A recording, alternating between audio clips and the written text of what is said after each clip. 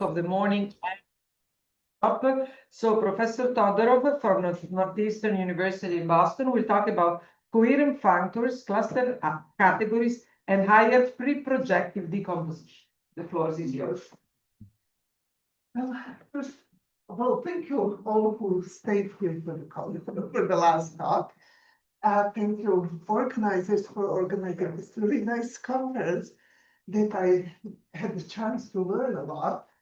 I really learned a lot here, and also thank you for giving me a chance to talk. So I will talk now about that. Okay, let me just so I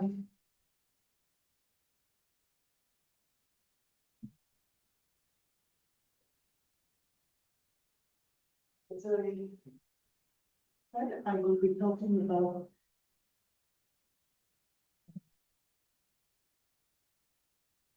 it will be coherent functors.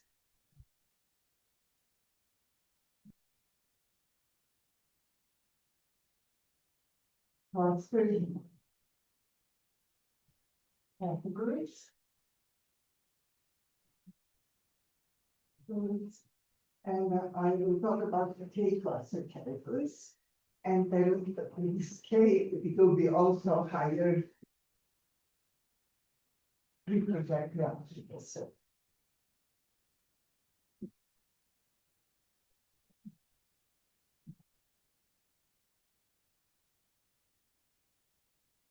And I have to say, this is a joint work with Osamu Yama.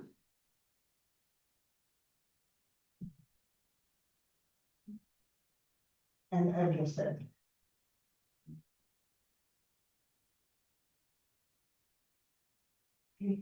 Who's looking for a job? I mean, I saw that somebody mentioned it. Oh, yeah, I mentioned, so I thought that was appropriate thing to do, right? Okay, so now, let's just see.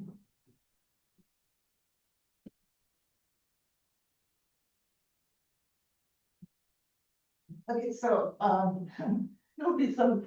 Okay, my summary is first I will talk about representation finite.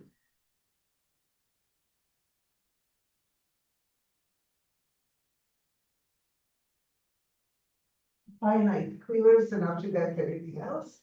And so representation finite, this is the Kim case. Then I will introduce preprojective algebras.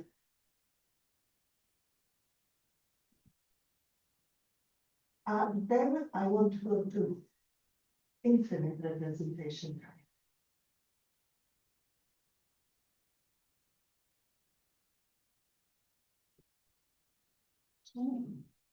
Which means it's not thinking anymore. And in order to deal with that, we had to talk about functors. So finite representative will go through.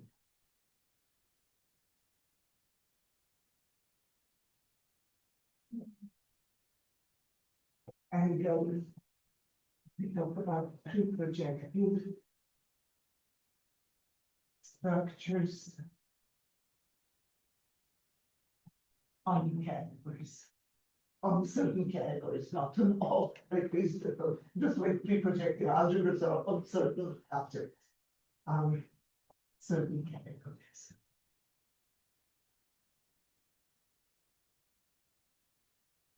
So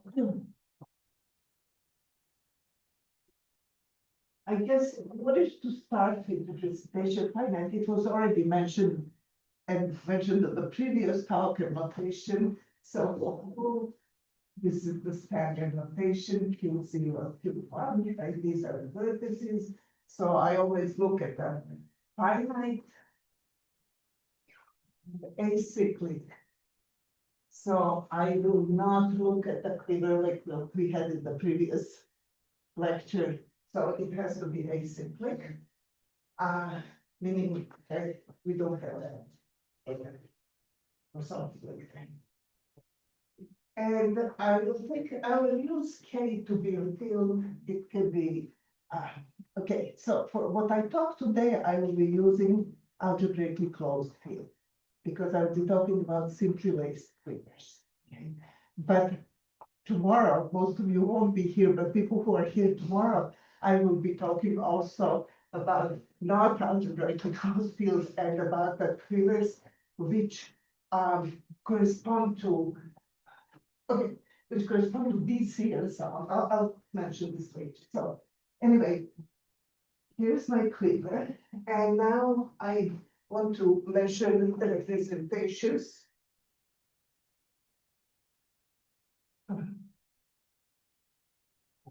Yeah, I was watching what people do. It seemed to be.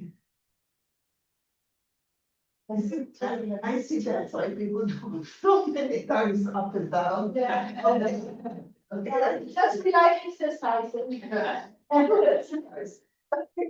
So I want to talk about representations, which of course representations we already had anime talk and we had the previous talk and so on. But I still want to talk about it because I'm going to use them for my example. I'm going to use for the things later. So let me first just mention that representation is you have a collection of VIs for each I in Q. And then you have maps from Vj to Vi, which I call V alpha. And that is for every alpha which goes from J to I. And these are, of course, vector spaces. And these are the. So I want to do it on example, and my running example will actually be A3. I like to use A3 instead of A2. So this is my A3, and I like to use this notation. So my one is the simple projective. Okay, so this is, and now I'm going to write all the representations, and I'm going to put them at the same time in the alpha-derived quiver, and then kind of mention what is alpha-derived quiver. So, of course, there is S1. So, okay, so my field is K. I'll just use K without double line, so it is slightly easier to write. So there's K, and if there's nothing that's zero, then K here, and K here. So these are obviously three nice simple representations. Now there is a representation which has K and K here. And of course, there has to be map in between. And I'm putting an identity or some non-zero multiplication. If you put zero, it's going to split, so it won't be decomposable. And there is a map from here. And you can compute the co-kernel just by computing co-kernels on each of the coordinates. So you can see that the co-kernel of this map is 0 here and K here. And similarly here, you can compute the co-kernel, you can compute this module with identity. This is the submodule. This is like this. That's another example. And finally, we have this, which is kind of similar to what we saw in the previous talk, but these are, S1 and S3 are different. Okay, so these are inclusions. So this is S1, S2, S3. This S1 is also P1, so it is also projected at the vertex 1. This here is P2, meaning projected cover of S2. This here is P3, which is projected cover of S3. And this here is I2, so it's the injected envelope of S2. So we have three projectives, three injectives, and we have this one extra simple. It's important to point out here that we have projectives here at the beginning, and we have injectives at the end. So these projectives at the beginning, they will be appearing later as important thing. Okay, this is true because I'm dealing with the representations of a quiver, no relations. Okay, so it's hereditary. So this is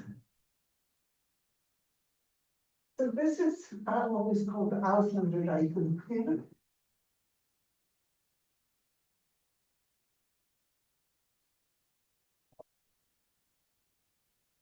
And what is important is you can see on the clear indecomposable modules or representations, you can see irreducible maps.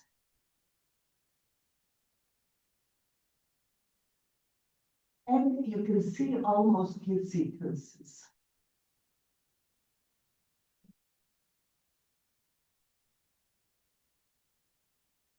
Sequences, or people also call it AR sequences, algebraic sequences. So the point is that in decomposable representations, which means you see the basic indecomposable representations, everything else is direct sum of these, so you kind of see. Then you see irreducible maps. Now, irreducible maps are kind of the smallest maps that are not isomorphisms. Okay?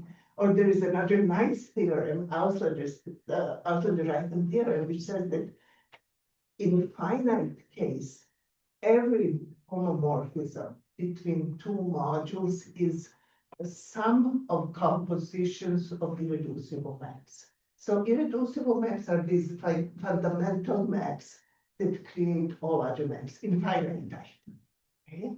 So for example, to go from here to here, you can go this composition. So, and then almost with sequences, these are the smallest short exact sequences. They are what is called SOCO in the X. So they're kind of fundamental short exact sequences.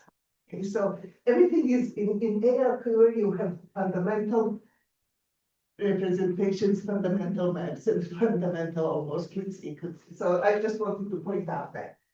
Okay, so now, oh yeah, the thing that I want to mention at this point is just the theorem that everybody mentions, but I think is still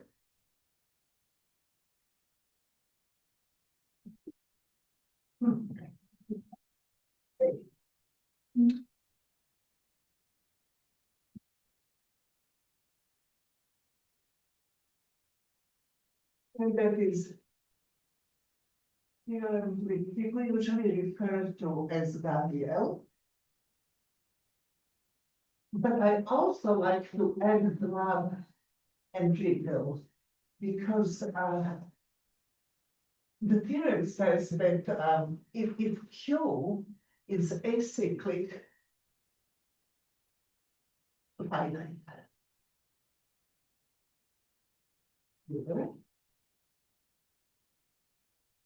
then Q or rep Q, so representations of Q is representation finite.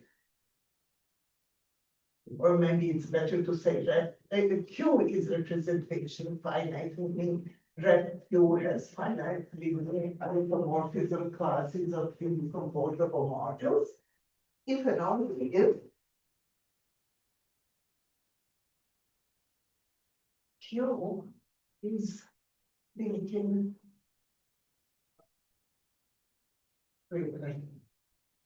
or graph. Actually, it doesn't depend on augmentation. And now thinking is really A, B, C, D, E, F, and G, right? These are all thinking quivers, okay? So Gabriel's theorem is for simply laced, meaning for algebraically closed field. So Gabriel's theorem is for A, B, and E. Now, B, C, F, and G are the other thinking quivers, which are not simply laced. They are either, sometimes people use this notation, right, on some of the vertices, but I like to use notation like 1, 2, or 2, 1, about the edges. Okay. But anyway, there are these other thinking quivers.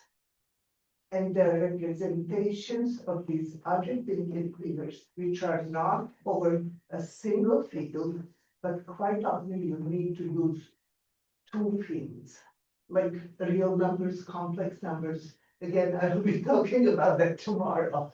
And then, so the club and Riddle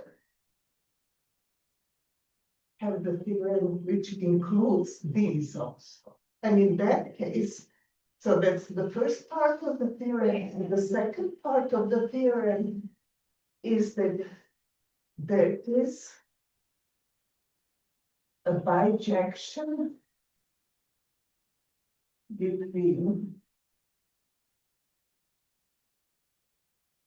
indecomposable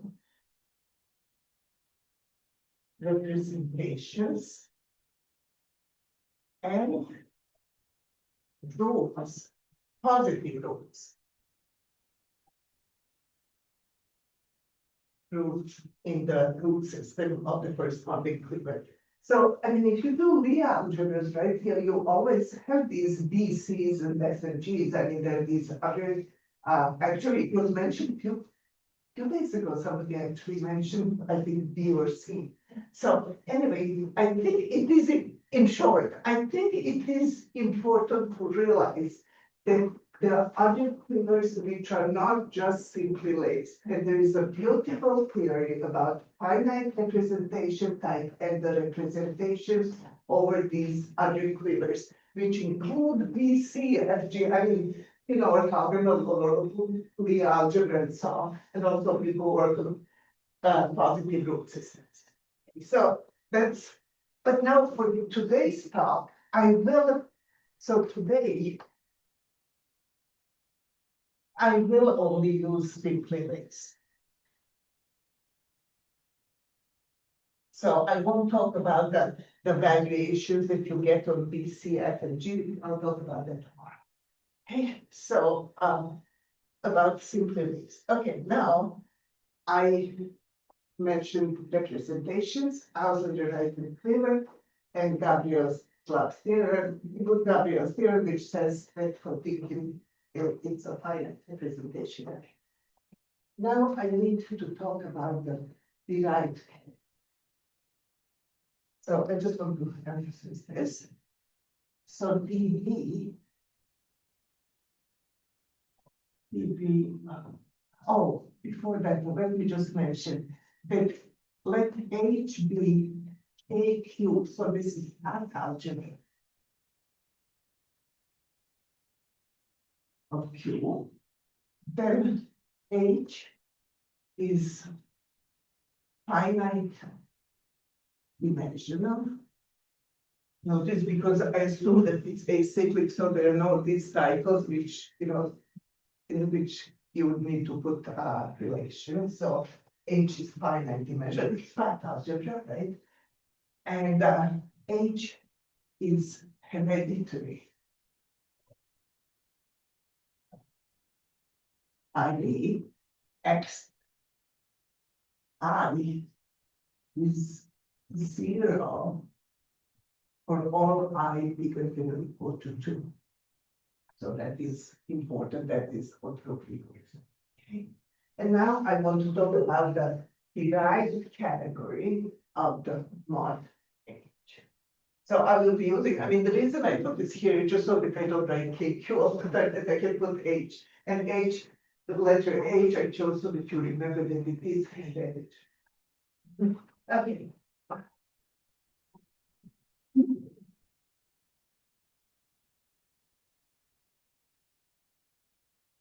So now I want to talk about the derived category. So DB, which is the derived category of mod H. So I'll just use DB. Okay, so these are bounded complexes. So this is the derived category.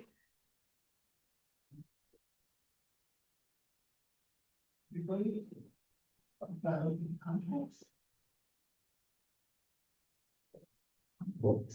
Okay, now the point is that because A is hereditary, indecomposable, objects, VB, are always isomorphic to just stock complexes, which are shifts of the decomposable objects. So since H is hereditary, incomposable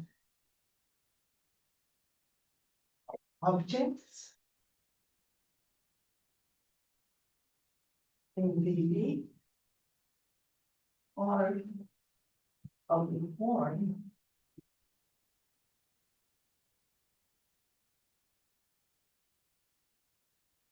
M I J, where M I is indecomposable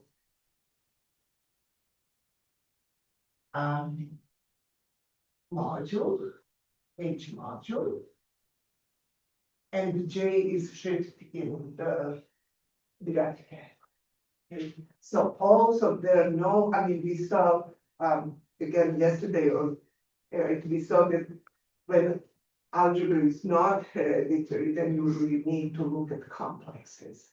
But in hereditary case, you don't. I mean, in hereditary case, the derived category is really easy to look at. Okay, so here's the AR clean. Okay, so therefore, indecomposable in VB is just a union of indecomposable H modules and shifted and J of I. And let me switch this J that I was having H. And I is in C. So these are all being decomposable, and now AR quiver. And this is part that I will be using later. So AR quiver will look like following. So we have this is AR quiver of mod H. So I just put it as a blob. I mean, sometimes it's in the form of triangle or whatever, but it looks like something, right? Then after that, there is mod H, but shifted. And then we have mod H, and I'm going to shift it K -1 here. This K will be related to this, when I talk about K,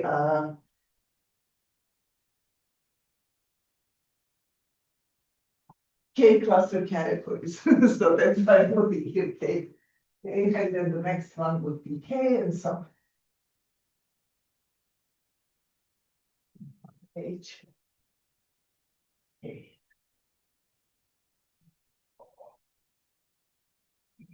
Now, another thing which is important, so this is, because of that, everything looks nice like that. Now, the connecting, so these are AR quivers of mod H.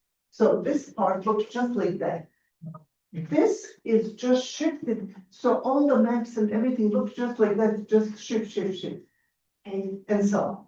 Okay. Now, what I pointed out here is that these are projectives. And that will happen in every hereditary algebra because some modules of projective are projective. The projectives will always be right at the beginning. So I just want to point out that this line of modules here, which is zigzag sometimes, right? It might have 3 thirds in the middle and so on. These are projectives. So then this first line here is projectives shifted or H shifted. This here, so this will be H shifted K -1. And this here is H shifted K. Okay, just this line. So this is all mod H, but this is just projectives which are shifted for each of them. And Okay, so now I want to define K cluster category. Okay, so cluster category.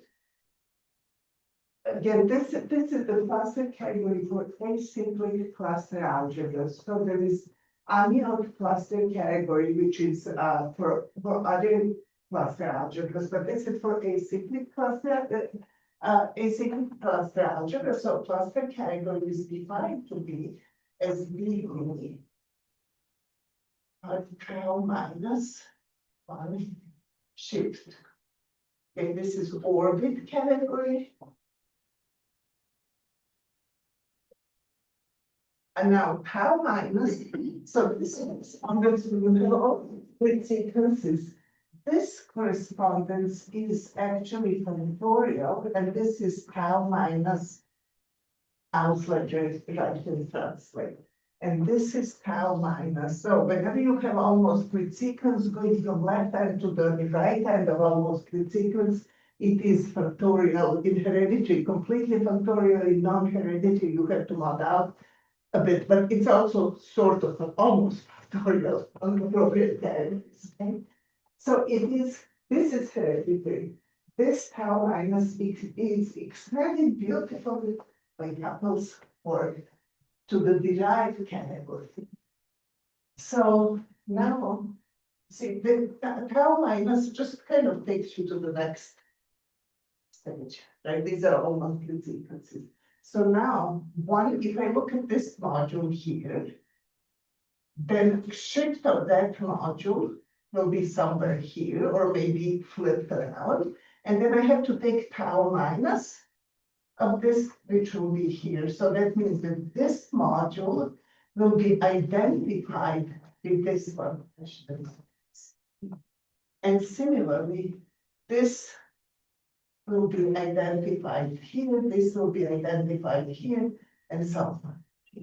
So if you look now at the orbit category, so in orbit, this one and this one are the same. This, right? And it keeps going. So, because you see, this is orbit category. Now, CK is defined similarly. It's dV of tau minus and K here. So it's also orbit category. The only thing is that first you shift K steps and then you take tau minus.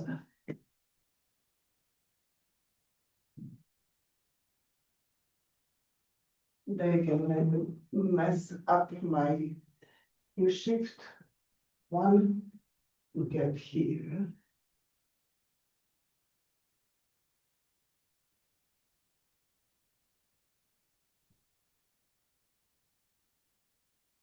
You shift, okay, man, I always make mess this, in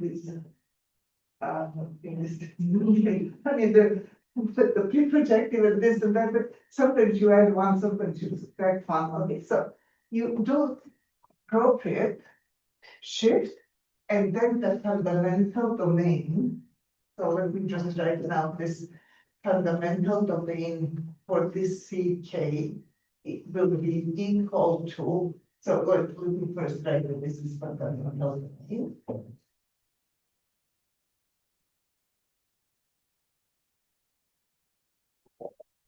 And it will consist of all mod H, and you take shifts of mod H, make union of these.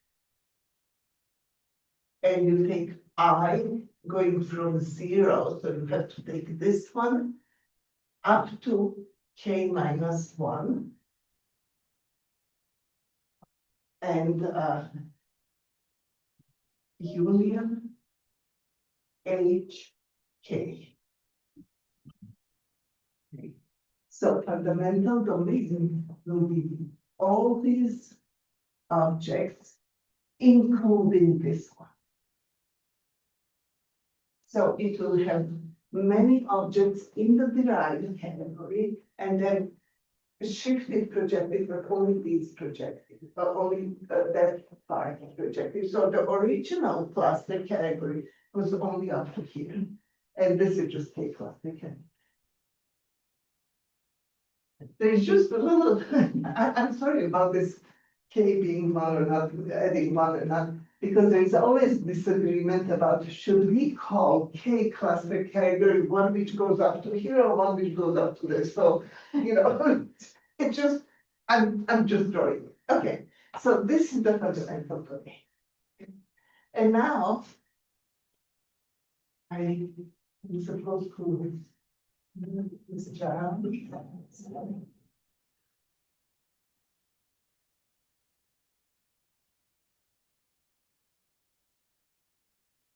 Okay. So, what I want to point out now about this fundamental domain. Okay, so first of all, so let me just write here again that this fundamental domain Fk. Okay, is something.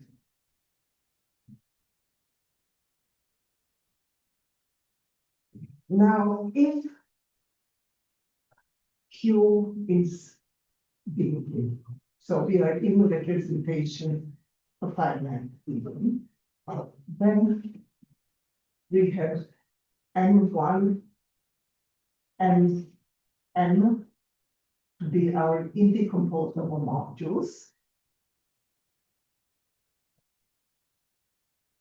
H modules.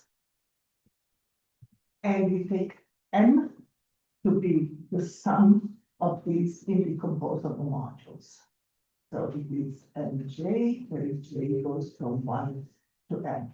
So if algebra is a finite type, you could just take all indecomposable modules and I represent these horizon classes, and you add them all and you get a bigger module, but it's still finitely generated. And then we define F K to be the sum of these n's, but shifted I times, where I goes from 0 to k minus 1, and then plus h shifted k. Okay, so this is a module. It's an object, so this is an object in dB. This is yeah, I can write here. Okay, so the Fk was this fundamental domain which was going from the modules shifts up to this point. Okay, so now Fk is just an object which takes all sum of indecomposables here, indecomposables here up to here. That's what Fk. So it is just sum of all indecomposable objects. Because we are linking case, all of this is still finite. There's finite stuff. Okay. So now, the point about Fk. So Fk is object in dB. Just that one here.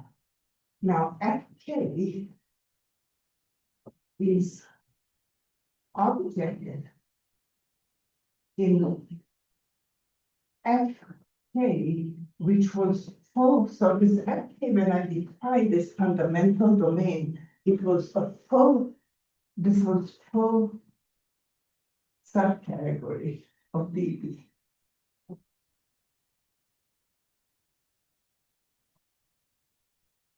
But then Fk being fundamental domain of the cluster category, it is also object in the cluster category.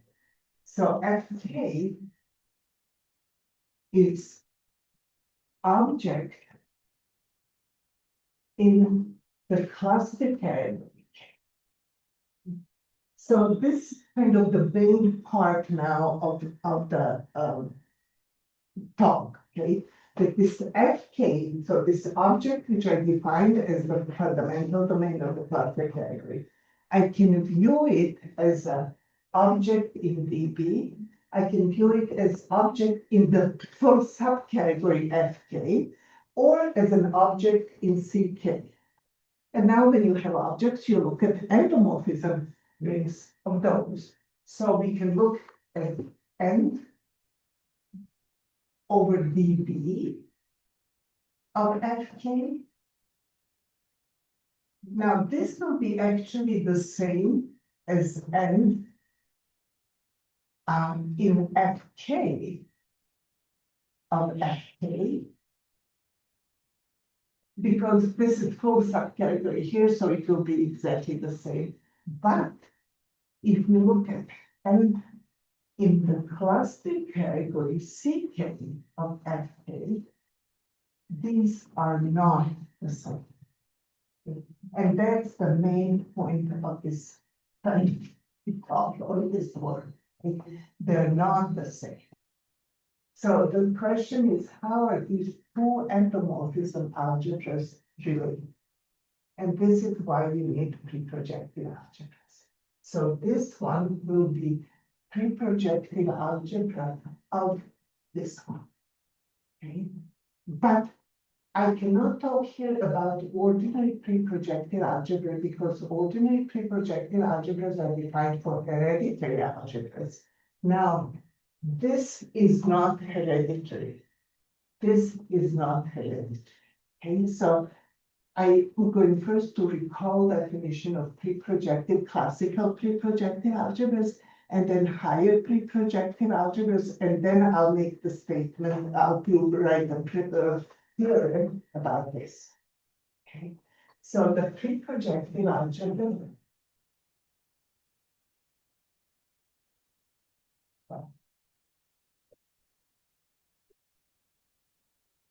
Now the B is, so this is for H, which is hereditary. So there are three equivalent definitions. One is Quiver definition, which means you start with Q, which is Quiver here, which has Q0 and Q1. And then to define preprojective algebra, you have to define a new Quiver Q, which will have Q0 bar and Q1 bar. And Q0 bar is the same as Q0, so you keep the same vertices. I mean, this is kind of standard thing that you see. You keep the same vertices, but then Q1 bar is Q1 union Q1. Usually people label arrows with stars. And let me just go on this example. So if this is my Q, which has 1, 2, 3, and it has arrows alpha and beta, then Q bar has the same 1, 2, and 3. It has the same alpha and beta, but then it also has alpha star and beta star. So this is very similar to what we saw in the previous talk, but the relations, we have fewer with relations. Okay, so the relations are, and I also composed it as functions. Okay, so the relations will be generated. So f vertex 1, you start with alpha and follow with alpha star. So that is relation f vertex means. What? We don't have to rush. So we Just in the state. No, help me. Relations, no. Two numbers. The other one, because I need the 2 and 3. Okay, the other one is you look at the x. I guess I was really relaxed. You take tensor algebra epsilon, and you take tensor algebra of that, and that is the preprojective algebra of H. And then the third one is also preprojected algebra of H, but you have to take tau orbit, so tau to I of dH. And you take some of all of these, and this is also isomorphic to sum of tau minus I of H. Okay, and these are equivalent definitions. Equivalent definitions. Okay. And we have 1 minute more. No. Okay, Now, not the same. It's a warning, that's all. okay. Now, okay, so this is the classical preprojective algebra. Okay. Now, Iyama Alberman defined for if lambda is global dimension of lambda is equal to S, then define higher preprojective algebra PS plus 1 of lambda. And since global dimension is S, you look at X S of d lambda, so these are injective projectives, and you make tensor algebra of that, and then this is the higher preprojective algebra. Okay, so it's essentially this definition for higher a global dimension. Okay, right? This was X1, and here's XS. And then the theorem, the first theorem, which was MS, says that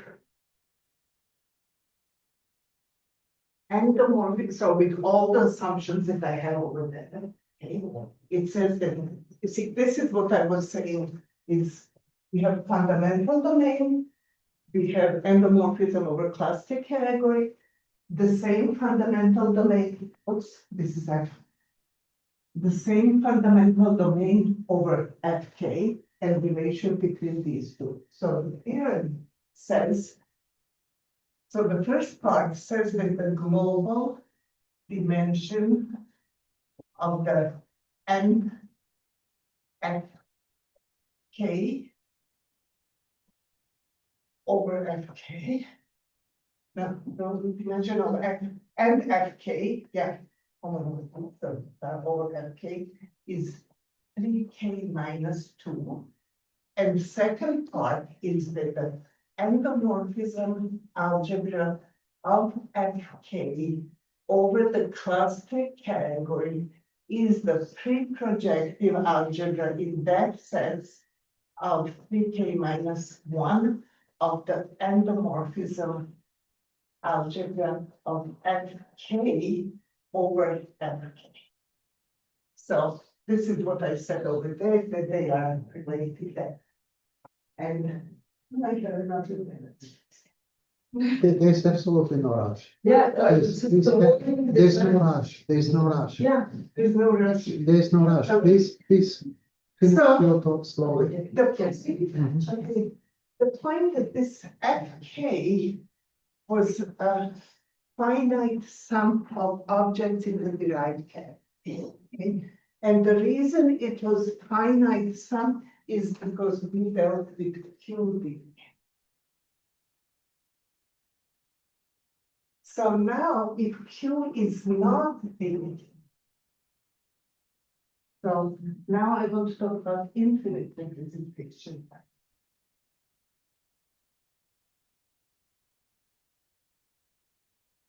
So there are few basic things that I need to mention. When we look at this endomorphism here, we are looking at a projective object, projective modules in and CK. Right? When you look at that algebra, algebra is a direct sum, it's finite dimension, direct sum of the projectives.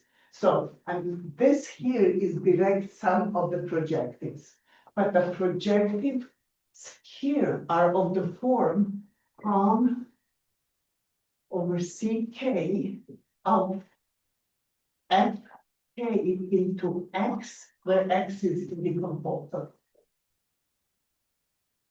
Right, so these are the projectives in the composable summand of FK. X is summand of FK. Right?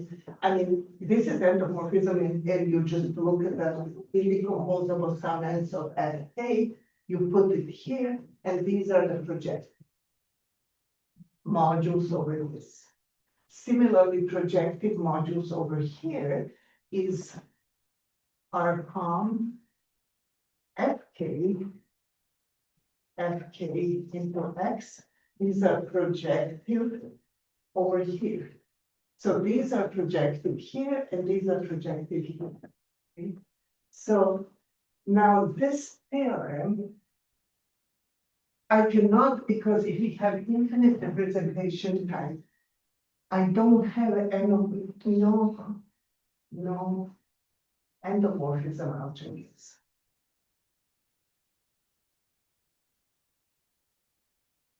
Because we have too many objects, but we can still look at the category of projective functors.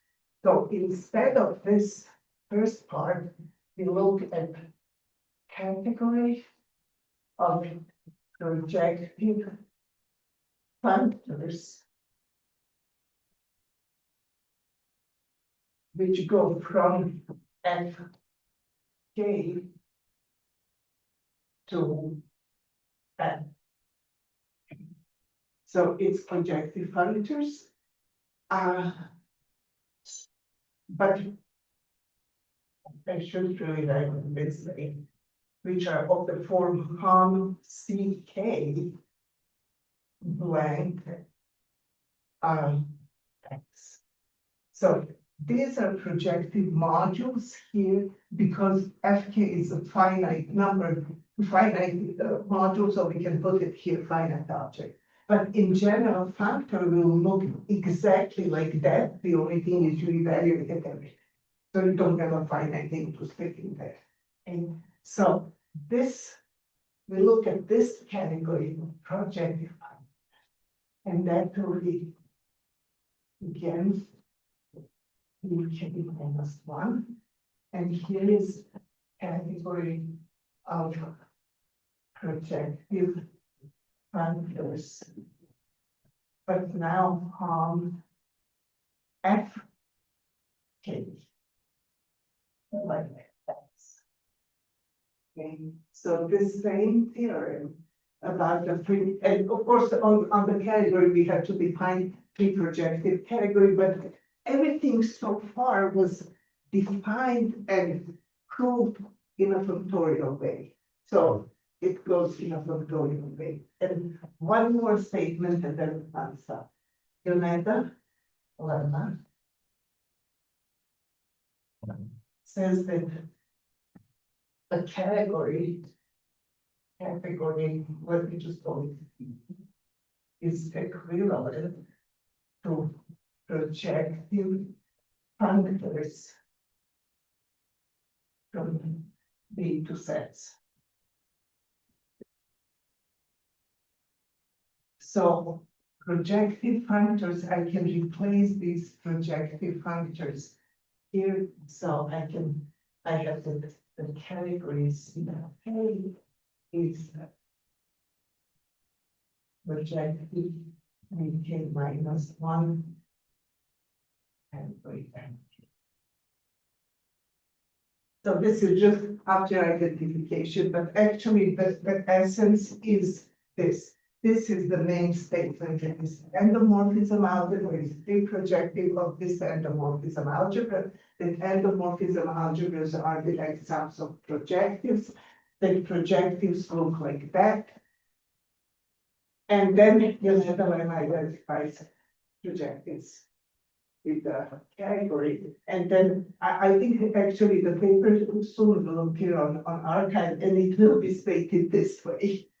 Okay, so sometimes people find it a bit confusing because it says now that the category is preprojective of this category, but actually it is this identification.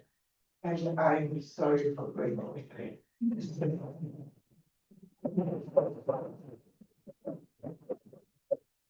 Any question? So over here, you defined higher preprojective algebra, starting from an algebra of global dimension S. What was the definition of the pi on the right side where you start with the category? You mean here? Yes, like Yes, what's it the will have definition the of pi? same. This will also have the same, so this will be, you see, these will be, functors, right? And they will be the projective over Fk. Let me just see.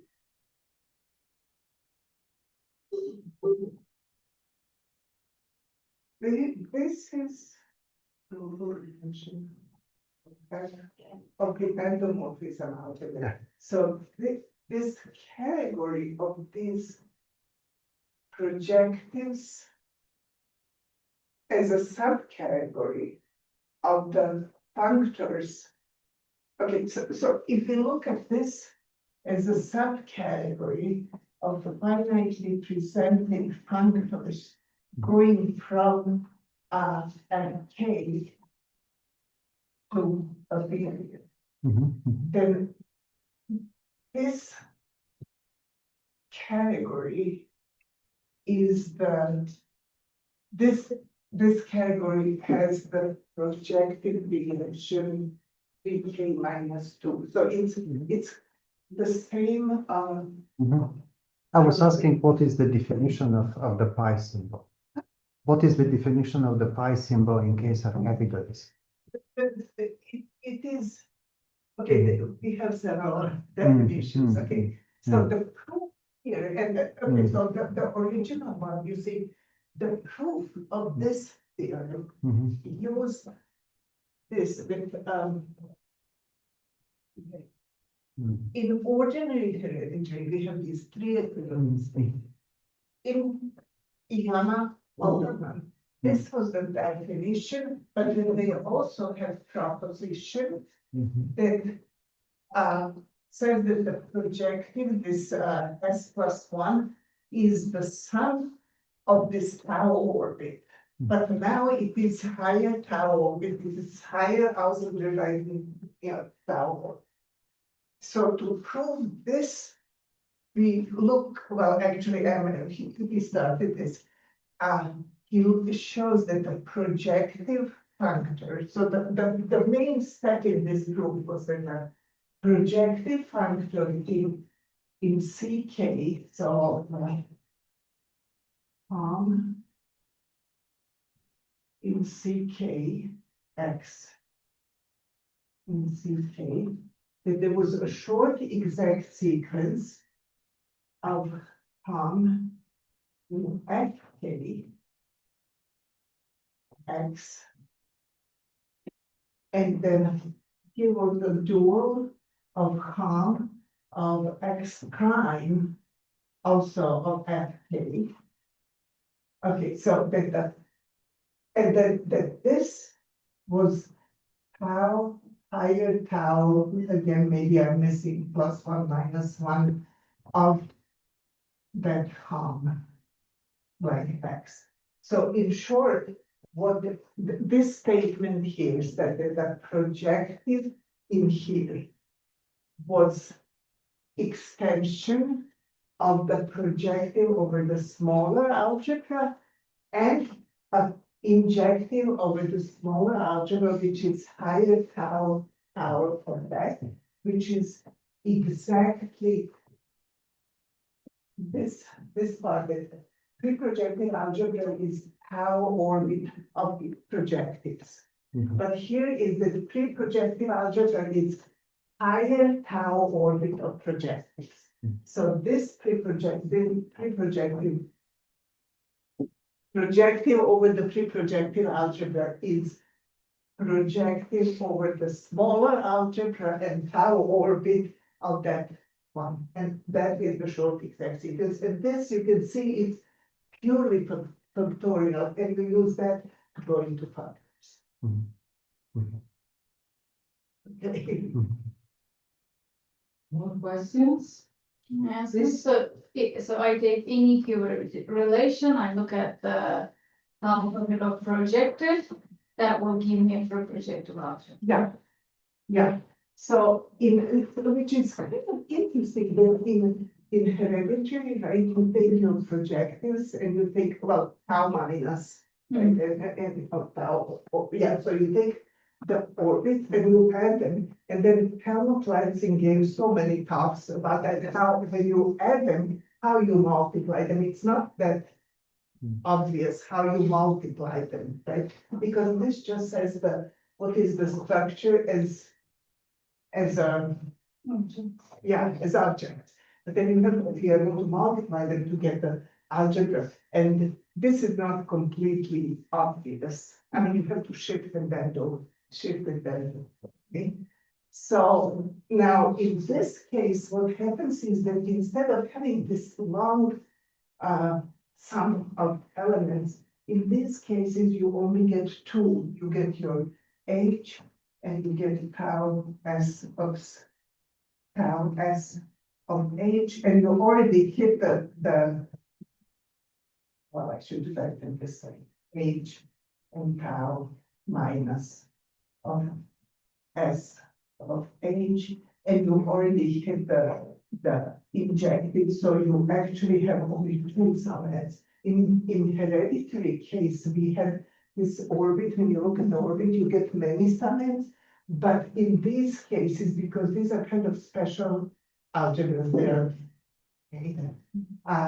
I mean, they're coming from Alford algebras and higher Alford algebras, so they kind of have additional properties.